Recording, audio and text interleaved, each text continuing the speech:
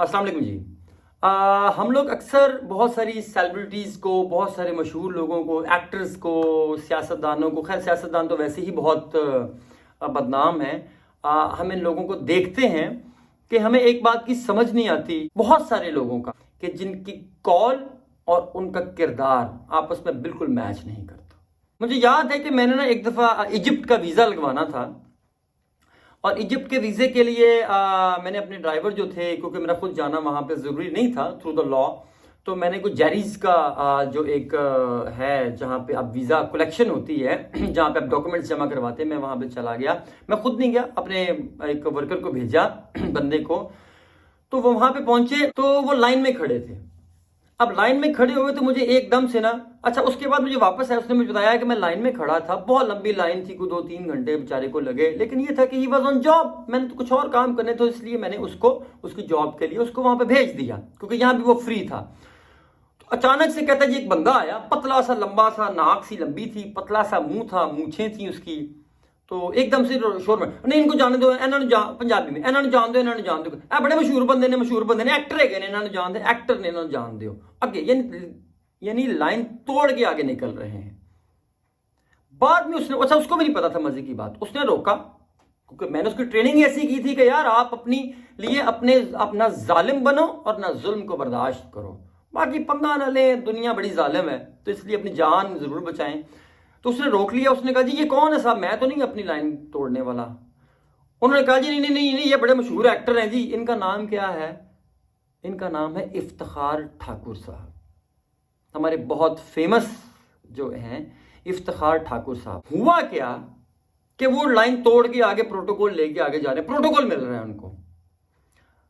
उसने कहा जी कि मुझे नहीं पता आप कौन है, तो मैं तो नहीं, मतलब मैं तो अपना काम करूंगा, मैं तो अपना काम करवाना है। अब उन्होंने कहा अब इफ्तिखार ठाकुर साहब, अगर तो देखें ये मैं स्पेसिफिक इन साहब की बात करता हूं, अगर इनको देखें, इनकी बातें सुने, इनके कुछ वीलॉग्स सुने, इनकी वीडियोस देखें, इनको पर्सनल लाइफ में, वैसे इंसान पर्सनल लाइफ में नहीं, जो मीडिया के आगे लाइफ है, एक तो लाइफ उनकी फनी लाइफ है ना, कॉमिक लाइफ, डेफिनेटली हम उनके फैन हैं, लेकिन उसके अलावा जब ये इंटरव्यूज देते हैं, बड़ी दीन की और पता नहीं कौन कौन सी बातें करते हैं, फिर मौलाना तारिक जमील साहब के हवाले दे के बात करते हैं, फिर और बहुत सारी चीज़ों की बात करते हैं। मुझे ज़ाती तौर पे इनसे कोई इख्तलाफ नहीं है, लेकिन जो ये एक्ट था, मैं चाहता हूं कि ये ऑफिशियली उसके ऊपर सॉरी करना चाहिए, इनको माजरत करनी चाहिए, क्योंकि ये रोल मॉडल होते हैं।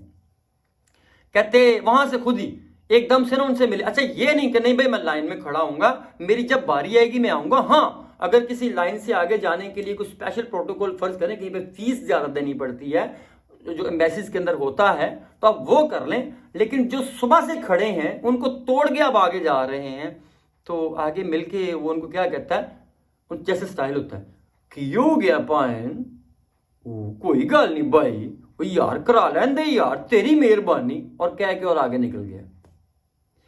ये हाल है हमारे उन लोगों का जो दुनिया को दर्स देते हैं इखलाकियात का, और पाकिस्तान के सियासतदानों को गालियां निकालते हैं, बुरा भला कहते हैं, मतलब नाम लेकर नहीं निकालते, कि सिस्टम की बात करते हैं कि सिस्टम बहुत बुरा है। लेकिन जब तक आप खुद इस सिस्टम को नहीं आगे अच्छे तरीके से लेके चलेंगे, खुद इस सिस्टम को फॉलो नहीं करेंगे, खुद इखलाकियात का दर्स सिर्फ देने की बजाय उस पर अमल नहीं करेंगे, तो हमारे मुआशरे के अंदर यही हालात पैदा होंगे। उसको चाहिए था कि वो लाइन में लगता, अगर लाइन में नहीं लग सकता था तो अपने किसी बंदे को भेजता। ऑफिशियली मैं वहां, मेरा जाना नहीं बनता था, मैंने तुर्की के लिए मैंने वीजा अप्लाई किया, मैंने यूके के लिए वीजा अप्लाई किया, मैंने यूएस के लिए वीजा अप्लाई किया, मैंने कनाडा के लिए वीजा अप्लाई किया, मैंने शेंजन वीजा अप्लाई किए, I have been applied for a lot of countries. लेकिन मैंने थ्रू द प्रोटोकॉल, मैंने एक सिस्टमैटिक तरीके से, अगर लाइन में खड़े होना है तो लाइन में खड़े हुआ। जैसे यूके के लिए अगर आप वीजा अप्लाई करते हैं तो आपको फिर 10,000 या कुछ फीस एक्स्ट्रा पे करनी पड़ती है, वो आपको एक सिस्टमैटिक तरीके से एक तेज जो लाइन होती है वहां पे भेज देते हैं। लेकिन ये नहीं हुआ कि मैं आम बंदों की लाइन में खड़ा हूं और 4 पैसे देके मैं आगे निकल जाऊं।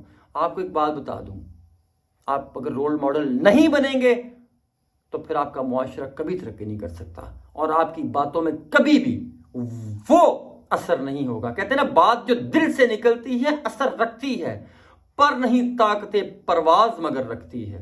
तो अपने अमल से ان چیزوں کا ادراک کریں اور اپنے عمل سے یہ ثابت کریں کہ آپ جو کہہ رہے ہیں وہ ٹھیک ہے، ورنہ آپ کی باتوں میں کوئی لفظ نہیں ہوگا. آپ کی بات بھی ان یہود کے علماء کی مثال ہے کہ جیسے گدھے پر کتابوں کے بوجھ لاد دیے گئے ہوں. آپ کی باتیں سنیں تو لگتا ہے کہ بہت عظیم ہے. There are lot of people اسی طرح. اور یہ مقبول جان صاحب ہیں، امریکہ کو گالیاں نکالتے ہیں لیکن یوٹیوب کی کمائی کھا رہے ہیں. یہاں تو کہیں ٹھیک ہے میں یوٹیوب کی کمائی نہیں کھاتا، جتنے پیسے آتے ہیں میں سارے غریبوں میں تقسیم کر دیتا ہوں. اپنے بچے امریکہ میں بیٹھے ہیں اور خود امریکہ کو گالیاں نکالتے ہیں. بہت سارے لوگ جو میک ڈونلڈ کو گالیاں نکالتے ہیں، پتہ نہیں کس کس چیزوں کو گالیاں نکالتے ہیں. یہاں پوری کمپین چلتی ہے. اس کمپین کا مقصد کیا ہوتا ہے کہ لوکل کمپنیاں کمپین چلواتی ہیں ان کمپنیوں کے خلاف اور اپنی پروڈکٹ کو بیچنا چاہتی ہیں اور اپنی پروڈکٹ کی قیمت بڑھا دیتے ہیں اور اس کی کوالٹی گرا دیتے ہیں. تو ایسے معاشرے ترقی نہیں کرتے. چھوٹے سے چھوٹے لیول پہ چلے جائیں، کسی ریڑھی والے کو بھی لے لیں جو سردی کی راتوں اور دن کے وقت محنت مزدوری کر کے کام کرتا ہے، اس کو بھی دیکھ لیں. اس نے بھی اوپر اچھے فروٹ لگائے ہوں گے، نیچے گندے فروٹ لگائے ہوں گے. تو ہم کیوں نواز شریف کو گالی نکالتے ہیں؟ کیوں ہم زرداری کو گالی نکالتے ہیں؟ کیوں مولانا فضل الرحمان کو برا کہتے ہیں؟ ہمارے مدارس کے اندر کیا کیا کچھ ہوتا ہے بچوں کے ساتھ، یہ کہنے والی بات نہیں ہے. میں اتنا سوشل میڈیا پہ اوپنلی بات نہیں کر سکتا بیکاز میرے پاس آئی وٹنس نہیں ہے، میرے پاس کوئی ثبوت نہیں ہے. کیا کچھ ہوتا ہے. ہم اپنے کردار سے اتنے گرے ہوئے ہیں کہ ہمارے الفاظ کے اندر وہ تاثیر ہی نہیں رہی. حضور صلی اللہ علیہ وسلم کے پاس ایک عورت آئی، ایک واقعہ ہے غالباً اگر میں صحیح بیان کروں تو وہ عورت آئی تو کہتی یا رسول اللہ صلی اللہ علیہ وسلم میرا بچہ گڑ کھاتا ہے یا میٹھا کھاتا ہے. آپ نے کہا کل آنا. جب کل گئی تو بیٹے کو لے کے ساتھ آئی تو بیٹے کو کہ بیٹا گڑ نہیں کھانا. اللہ کے نبی کا یہ کہنا بھی بہت تھا، کیا تاثیر تھی. اللہ کے نبی جن کے بارے میں اللہ تعالیٰ نے فرمایا کہ یہ ان کا کہنا ان کا نہیں میرا کہنا ہے، یہ اپنی مرضی سے کچھ بولتے ہی نہیں، یہ سوائے اللہ کی مرضی سے بولتے ہیں. یہ وہ اللہ کے نبی کی شان ہے کہ انہوں نے کتنے الفاظ دنیا میں بولے اپنی 63 سالہ زندگی کے اندر، لیکن جس کو کہا یہ قرآن ہے وہ قرآن بنا اور جس کو کہا یہ حدیث ہے وہ حدیث بنی. یہ آپ کی شان ہے. یہ آپ نے فرمایا کہ یہ قرآن ہے اور یہ حدیث ہے. اتنا بڑا مقام. لیکن کردار کی بات کریں تو خوبصورت. اگلے دن آئی عورت اپنے بچے کو ساتھ لے کے، اپنے بچے کو فرمایا بیٹا گڑ نہیں کھانا یا میٹھا نہیں کھانا. اگر میں روایت میں اگر کوئی غلطی کر لوں تو مجھے معافی دیجیے گا، میری یہ تصحیح کر دیجیے گا. تو عورت نے فرمایا یا رسول اللہ علیہ وسلم آپ تو کل بھی فرما سکتے تھے یہ. آپ نے فرمایا کل تک میں خود گڑ کھاتا تھا تو میں کیسے کہہ سکتا تھا تو نہ کھاؤ. تو ہم اسوہ حسنہ کی بات کرتے ہیں. اگر ایسے لوگوں کو دیکھیں تو ان کی تعلیمات، یہ جو ہمارے جو میں نے جو ابھی نام لیا یا ABCXYZ بہت سارے لوگ ہیں، میں بڑے there are lot of people. ایک ہمارے بڑے اچھے ایکٹر تھے، بڑے نیک، بڑے کمال کے، ان کی ایکٹنگ دیکھتا تھا تو ان کے فین ہو جاتے تھے، لیکن روزوں کے اندر الحمرا حال میں بیٹھے ہوئے سریعام سگریٹ پی رہے ہیں. پیئے cigarette, that is something else. لیکن آپ کا کردار اگر ایسا نہیں ہے تو اپنی باتوں کو آپ مت امپلیمنٹ کیجیے گا اور آپ کی باتوں میں وہ تاثیر نہیں ہو سکتی. اگر اسوہ حسنہ کی بات کرتے ہیں تو اسوہ حسنہ کا یہی بات ہے کہ اپنی ذاتی زندگی کے اندر، اپنے اعمال کے اندر، اپنے بولنے کے اندر، اپنے کردار کے اندر سرکار دو عالم صلی اللہ علیہ وسلم کو تو ہم کاپی کر ہی نہیں نہ سکتے. ہم نبی کے تو جسے کہتے ہیں نا کہ ہم تو سرکار دو عالم صلی اللہ علیہ وسلم کے غلاموں کے گھوڑوں کی خاک جیسے بھی نہیں ہیں، ان کے پاؤں کی خاک جیسے بھی نہیں ہیں، لیکن ہم کم از کم اس کو اس عمل کو فالو تو کر سکتے ہیں جتنا ہم سمجھ سکتے ہیں ادب کے ساتھ. تو اس لیے باتیں تو بڑی کرتے ہیں ہم، اور میں بھی ایسی باتیں کر رہا ہوں. اللہ تعالیٰ مجھے بھی جو باتیں کر رہا ہوں اس پہ عمل کرنے کی توفیق عطا فرمائے، اور ہم سب کو جو کہتے ہیں اس پہ عمل کرنے کی توفیق عطا فرمائے. یہ میرا ایک آپ لوگوں کو ایک پیغام ہے. باقی انشاءاللہ آگے دیکھیں گے جو بھی ویڈیوز، جو بھی چیزیں ہوں گی. کل میں آپ کو بات بتاؤں گا جو ہمارا جو چیف جسٹس کا، ایک جسٹس کا جو نظام ہے پاکستان کے اندر، اس میں کیا پرابلمز ہیں.